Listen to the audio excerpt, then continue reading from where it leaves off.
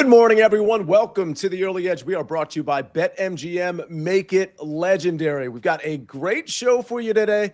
On Talkback Tuesday, we have your picks, but on Tuesday, we want to make sure we answer your questions and get you some additional picks as well. Let's take a look at the recap screen before we bring in the stars of the show. We go 2 and 3. Mikey B goes 1 for 2, but Mikey B hit the Pampers parlay on the show yesterday at plus 184. So that's an additional one that you all probably cashed. I missed my play. Mike McLaurin misses his.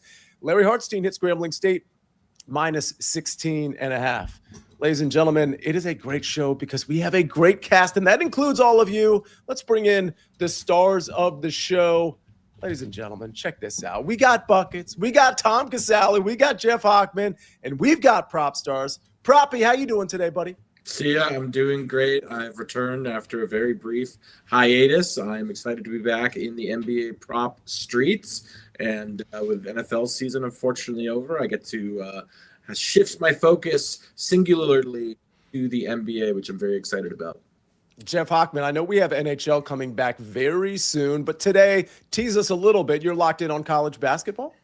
Yeah, I got a college basketball. What a Sunday we had in the Discord with Beach Bum winning his 6-figure DFS. I had a huge day starting with USA in hockey. I won money before 8 a.m. locally here, my time. Had Wisconsin in the afternoon in college basketball. And then we had 2 horse racing winners. So I was off yesterday, back at it today.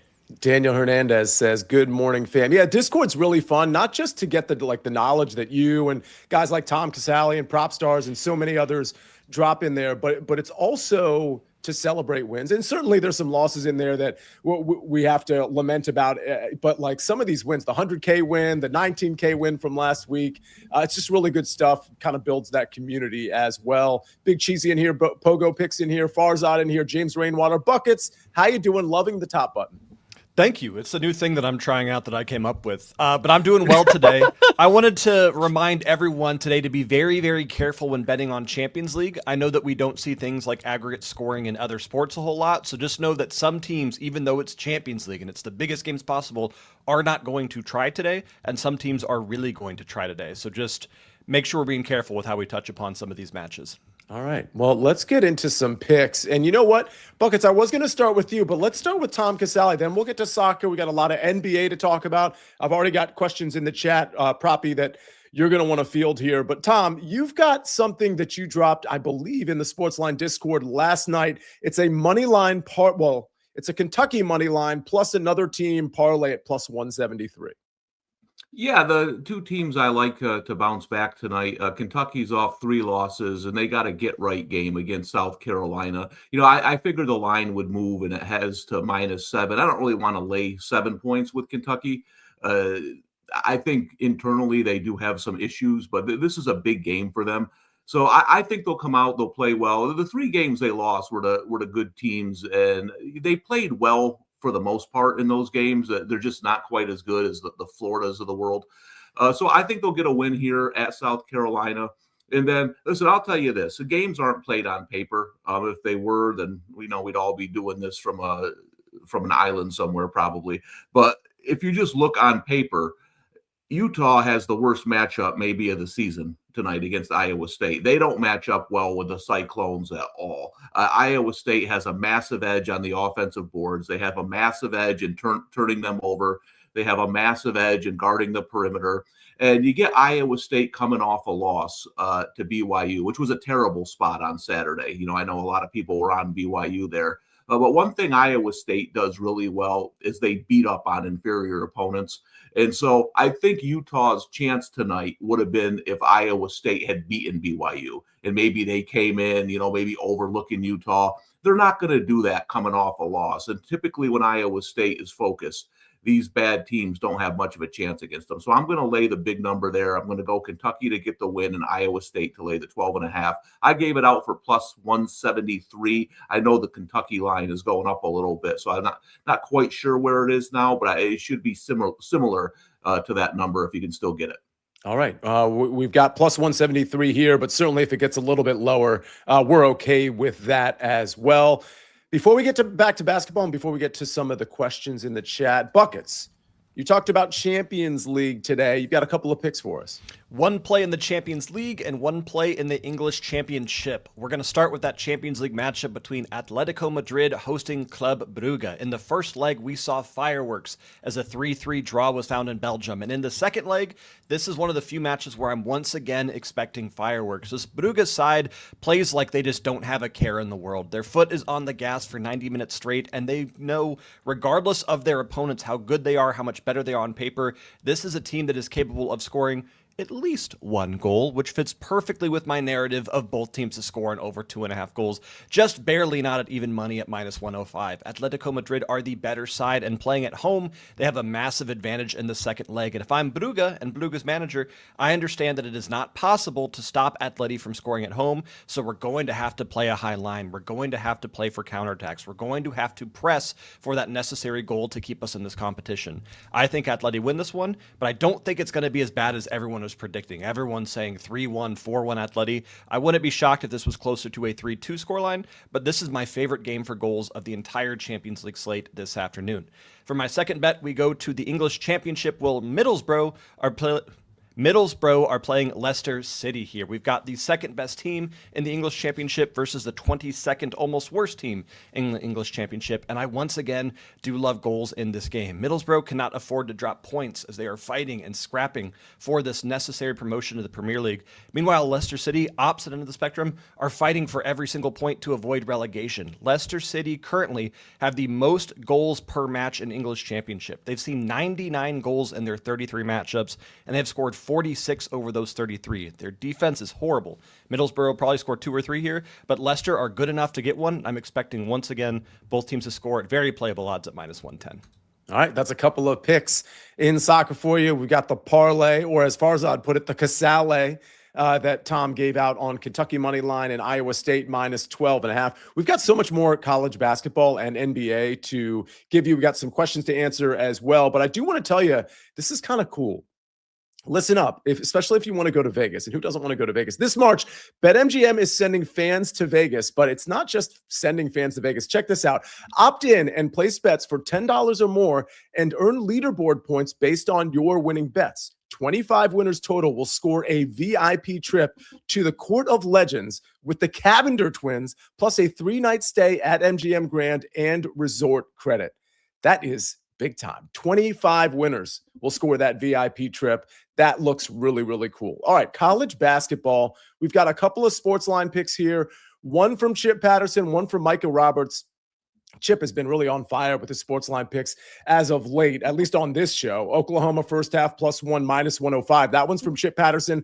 And then Micah Roberts, St. Louis -5.5 at -102. Before we go to a break, Jeff Hochman, you and I were talking pre-show, and when I mentioned the St. Louis pick out loud, you said, hey, Sia, I like that one, and that your model really likes that one. Can you talk to me a bit on that? Yeah, I mean, they took care of VCU after losing to Rhode Island, and this is a team that usually puts, strings wins together. My model had it at 7.2 to be exact. So laying 5.5 is very good value. I definitely like Micah's pick tonight on St. Louis. All right, ladies and gentlemen, we're going to take a quick break. We're going to come back with a couple of picks from Propstarz and finally some answers to your basketball, soccer, and whatever else you got in the chat. It's Talk Back Tuesday. We'll be back right after this message from our partners. When you need your sports news all the time, we've got breaking news to bring to you. CBS Sports HQ gives you a snapshot of all the sports that matter to you. When you need your sports in a snap, find it on CBS Sports HQ, streaming free anywhere you are. We're back on the Early Edge, brought to you by BetMGM. Make it legendary. Propstarz, you're legendary. I was looking at the NBA slate today. It's kind of funny because these days when you look at the slate, just from a spread standpoint, or even from a prop standpoint, it's really hard to gauge because half the games you've got like tanking teams involved. Obviously, there were a couple of lines I actually liked. I'm hoping somebody like just brings up questions in the chat for you to answer so I can comment on them. But you've got 2 props that you like tonight. Go ahead, my friend. Indeed, a pair of props that I like quite a bit. We'll start with an under that I like. It's DeAnthony Melton to go under 16.5 points versus the Pelicans. This is a big line for DeAnthony Melton, whose role and usage remains pretty much the same regardless of the lineup for Golden State. He plays between 22 and 25 minutes. He's coming off 3 consecutive games where he's gone over this line. As a result, it's inflated. Typically, this line fluctuates fluctuates between 13.5 and 15.5. So getting this at 16.5 to me is a no-brainer fade on DeAnthony Melton. It's going to be hard to score 17 points given that he plays 22 to 25 minutes. If we also look at the opponent, the Pelicans, while they're not necessarily a strong defense, they play at a very sluggish pace, and Golden State does as well. As a result, this is one of the lowest totals on what is a big slate. So I think this is a good spot to fade DeAnthony Melton under 16.5 points. And then we're looking to the Magic versus the Lakers. I love Paolo Banchero in this matchup. Over on his combination line, 34.5 PRA. Similar to the Melton fade, the inverse, we're getting a discount on this combination line for Paolo, who has struggled at times this season, at least comparatively to years past, where he looked like a potential all-NBA player. He's been very good, but his scoring production has tailed off compared to the last 2 seasons. But watching Paolo, I just think it's more to do with the Magic as a whole than him individually. He still looks to be a very good player, all-star caliber player, and I think he's going to be in a high-usage role. No Franz Wagner here, playing the Los Angeles Lakers, who rank in the bottom 5 in defensive efficiency. They really struggle against opposing scoring forwards, which we know Paolo is. So this game projects to be the opposite of that Pelicans game versus Golden State. It's going to be paced up, a 230-point total, which is rare when we're talking about the Orlando Magic.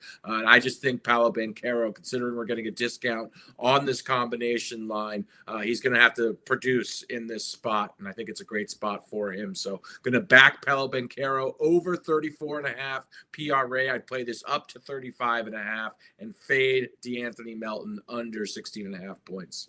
All right, so we've got some NBA questions in the chat. Please bring on your NBA questions for Proppy here. But IK Hono 12 has asked this question like 6 or 7 times in the chat. So let's go ahead and answer this first. Jared McCain, 18 points, rebounds, and assists is the question.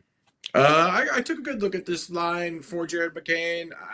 He's produced recently for the Thunder, but just not enough meat on the bone, in my opinion, for him to continue the scoring that he's put up. So I actually look at him as a fade candidate, even though he has been hot recently. He's been a consistent. I think he's scored 14 points in 5 consecutive games, but I think regression is coming for Jared McCain. And then I do want to touch on this Boston game at Phoenix. Boston laying 6.5 points. We know Phoenix has a ton of injuries. Dylan Brooks, the latest. Pogo Pick says Pritchard 30-plus PRA is plus 119. It's a pretty high number. It's a plus number behind it. Any thoughts on Peyton Pritchard? And also, I know you're not taking anything against the spread today, but I know Ben had chimed in about he thinks the Suns are kind of tempting getting that many points. Any thoughts on the game? Any thoughts on Peyton Pritchard?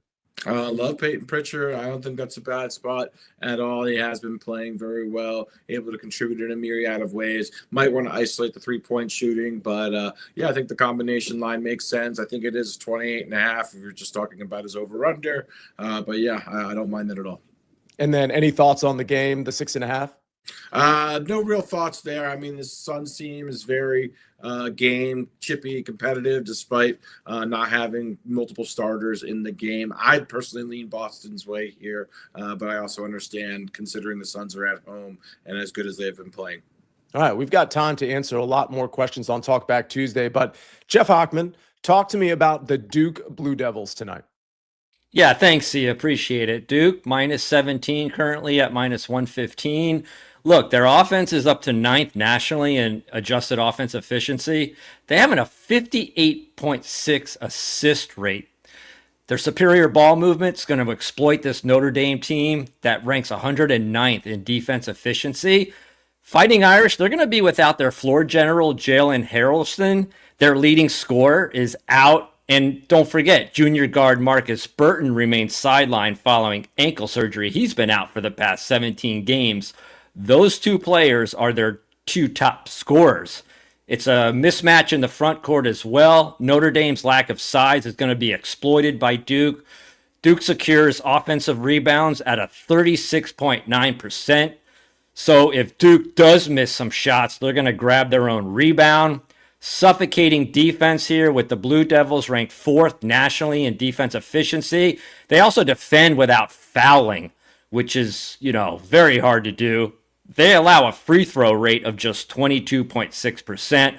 Notre Dame's depleted roster is going to be forced into difficult half-court possessions, and they're going to have no opportunities for free points at the foul line. The Blue Devils should be motivated here after defeating Michigan to secure the #1 overall ranking in the nation. Typically, I would consider fading newly crowned #1 teams on the road, but given Notre Dame's, current struggles, this is not the spot to do it. I think Duke's going to win by 20 or more, so let's lay Duke -17 here on Tuesday night. And Jeff, just so everybody is clear, the SportsLine members who follow you, or just follow everybody at SportsLine, where would they have gotten this number? Where did you put out this number on the SportsLine app, the SportsLine site? Yeah, thanks for that, Sia. I got it at -15.5.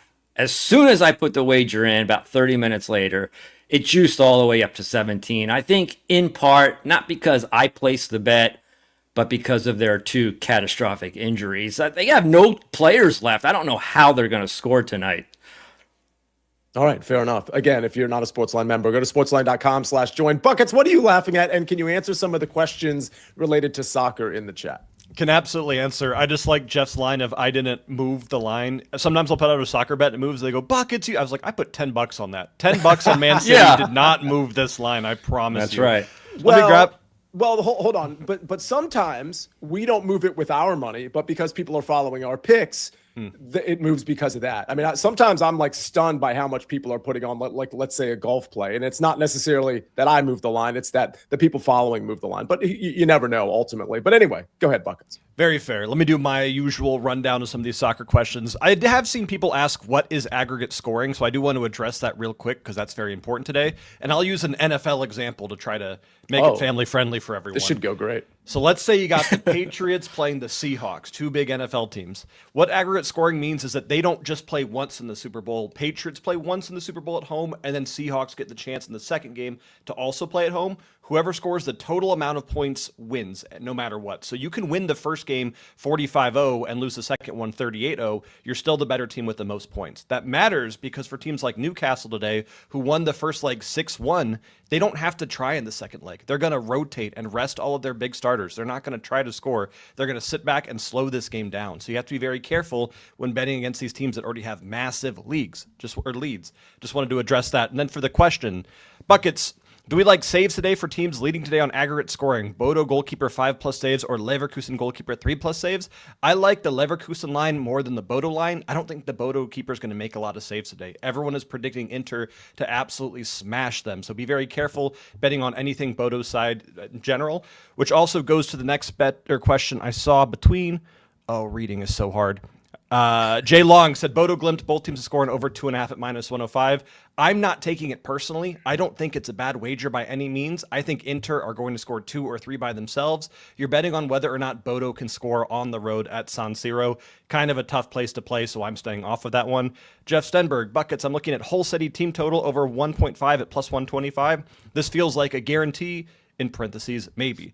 I think this is a guaranteed loss, in parentheses, maybe. Jeff, I don't like this bet at all. I don't think they score 2. I don't think they score at all in this game. I've got Derby County winning this one, so we're on different sides of the fence. Still nothing but love. And then final question, Buckets, how high do we ladder Atletico versus Brugge goals? My score prediction was 3-2 Atleti, so I would play to over 4.5. Maybe you ladder some first half goals as well, 1, 2, 3 in the first half to get better odds. But that's the game where if I had to pick any game for goals today, I'm looking at Atletico Madrid.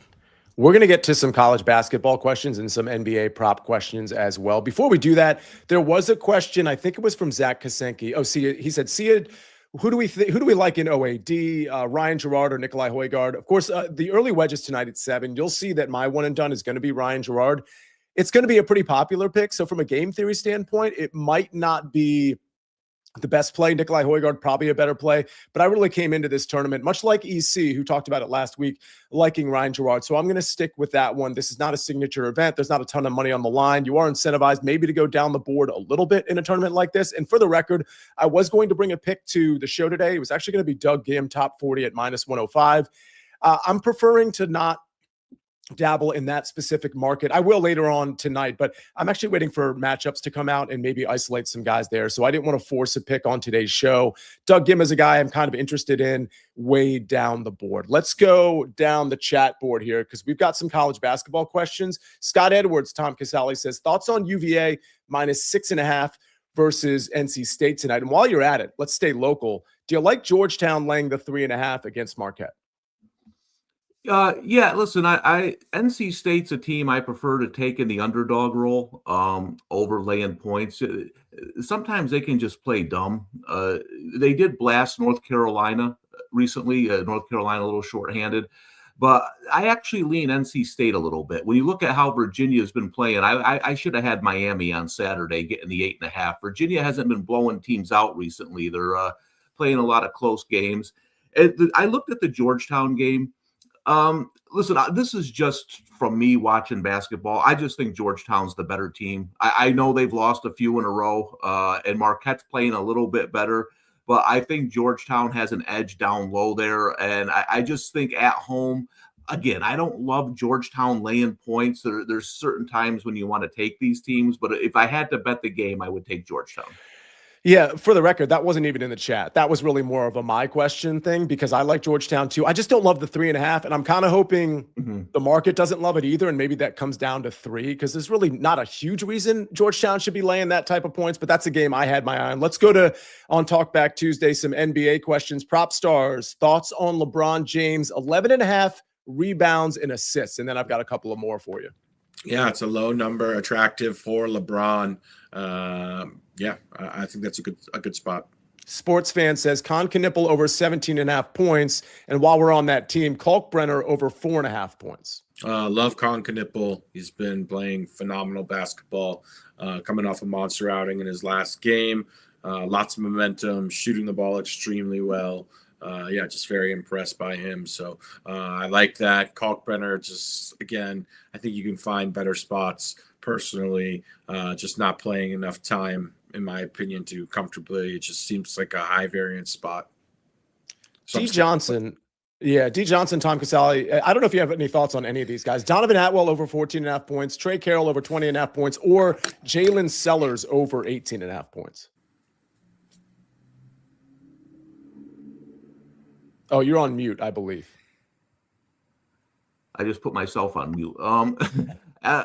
Out of those three, I would lean Carroll over 20.5 points. The Sellers, I think, is a little bit high at 18.5, and I don't have a huge opinion on Atwell at 14.5. So my pick there would be Trey Carroll over 20.5 points.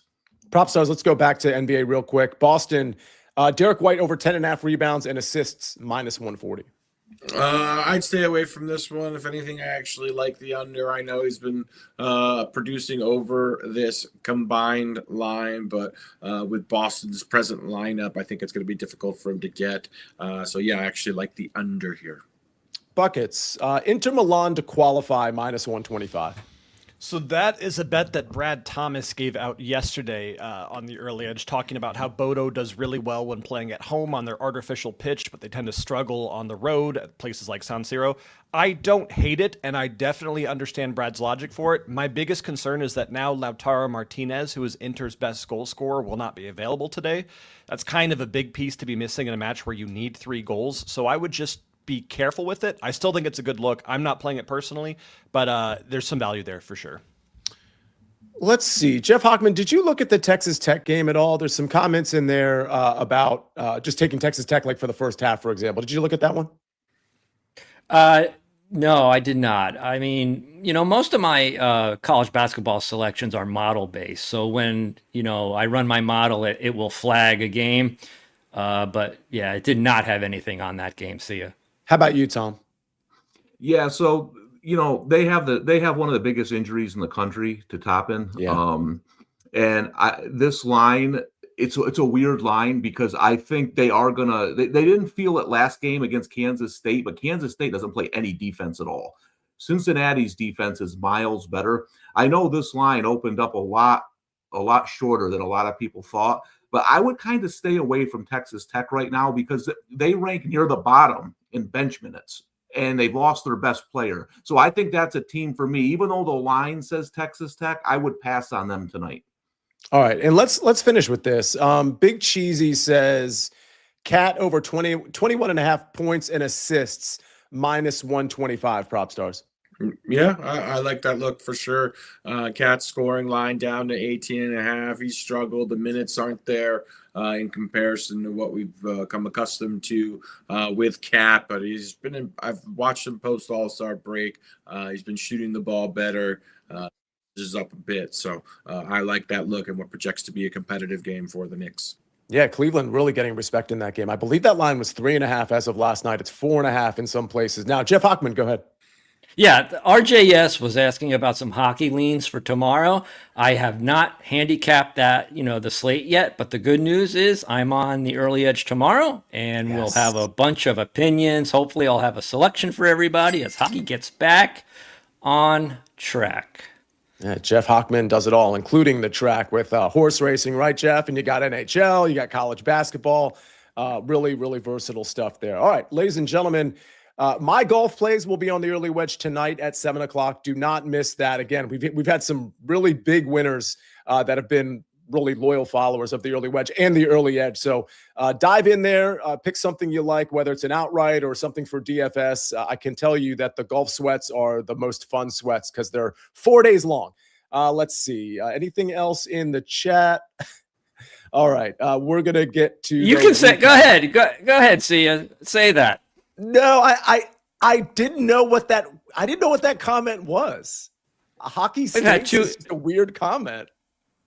Yeah, like last week with the other comment. Why does Jeff like, was it a show I liked or something? Survivor or something? Yeah, Survivor. It's funny in the YouTube comments yesterday, because there's always going to be an antagonist or two in the comments or in the chat.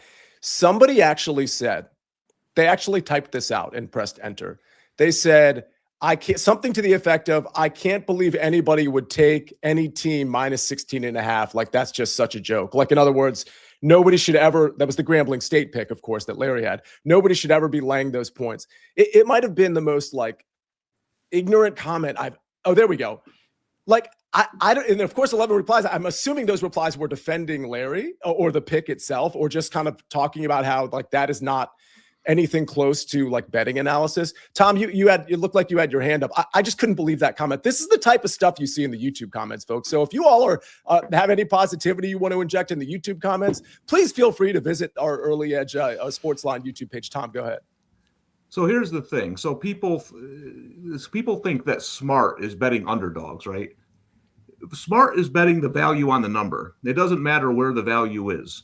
And, you have these contrarian bettors who always take underdogs. To me, they're the same as public bettors. I'm not going to name names because they're not at this company, but they're at other companies, contrarian bettors. I can tell you who they're going to pick every night before they even post. I know it. So to me, just taking underdogs doesn't mean you're a smart bettor. I think you're picking one side just like you would if you're Joe Public. Just my 2 cents. Buckets and then Jeff. My favorite comment I've ever received, I did an early edge show where I held Freya and I gave Freya, these are Freya's best bets, and they went 0-2, and there was a comment saying, that's bullshit. The dog can't even read. There's no way she made those bets. I was like, you got me. Those were my bets. I'm not trying to do anything. Jeff Hochman. If a team is 16.5 point favorites, they're 16.5 point favorites for a reason. You just can't take underdogs or all favorites and expect to win. You have to find an edge that's not accounted for in the line. That's what we're trying to do here. Well, yeah, and I think, it almost, to me, that goes without saying. I don't think there's anybody in this chat currently that, doesn't understand that the point spread is what it is for a reason, and that we're trying to find an edge. But just the odds that somebody would be in our YouTube comments saying that anything that's a double-digit spread is something you absolutely have to lay. It's just a really ignorant thing to say. There's nothing else I can. Propstars, you want to close this thought out before we get to the recap screen? I couldn't agree more. I thought Tom hit the nail on the head. Being contrarian for the sake of being a contrarian, overplayed in my opinion. So just be flexible and be able to adapt, and there's value to be had all over the place. I've got another funny story that I'm going to share another time, Buckets, that involves you and I, where it was like the ultimate, like, you don't get the show moment. And it was a comment I saw like a few weeks ago about our interaction, but maybe that's for like BPE Friday or something. All right, ladies and gentlemen, let's get to the recap screen before we get you all out of here. Kentucky money line -235, Iowa State -12.5. That's a parlay. +173 is what it pays out, and that's courtesy of Tom Casale, who, again, very active in the SportsLine Discord, put that in there last night. D'Anthony Melton under 16.5 points, -112, and Paolo Banchero over 34.5 PRA, -115. Propstarz, real quick. I think I might have forgotten to follow up on this question. Somebody said, hey, if it's 35.5, would you still take this PRA on Banchero? Absolutely. All right. Duke -17, -115. That one from Jeff Hochman. But don't forget, if you're a SportsLine member, you got it at 15.5 last night. Atletico Madrid versus Club Brugge. Both teams to score plus over 2.5 goals, -105. Of course, that one from Buckets. And then we've got Middlesbrough versus Leicester City. Both teams to score -110. Did I mispronounce that? Both of them. I think you said City wrong too. So yeah, that's tough. Did I really mispronounce City? It's probably, I get so nervous when I'm doing soccer stuff that I might have said the -110 wrong for all I know. All right, let's get to the SportsLine picks. St. Louis -5.5, -102. That one courtesy of Micah Roberts. And then Oklahoma first half +1, -105. That one courtesy of Chip Patterson. And I don't believe, speaking of Brad Thomas, I don't believe his plays happened yesterday. They might happen today, right, Buckets? Is that right? Do you know? He was on the Juventus match, which is not until tomorrow. Okay. And then he was on the Inter match, which is this afternoon. So one today, one tomorrow. So those are picks that you can still get in as well. And if you want to catch up on that, just go back to yesterday's show, check out the recap screen, and check out his analysis in particular. All right, ladies and gentlemen, we'll see you. I'll see you at 7 o'clock for the early wedge. The rest of the crew will see you tomorrow at 10 o'clock for the early edge. Make sure you subscribe to SportsLine. We'll see you next time. We rest our case. Wrexham over 1.5 team total +110.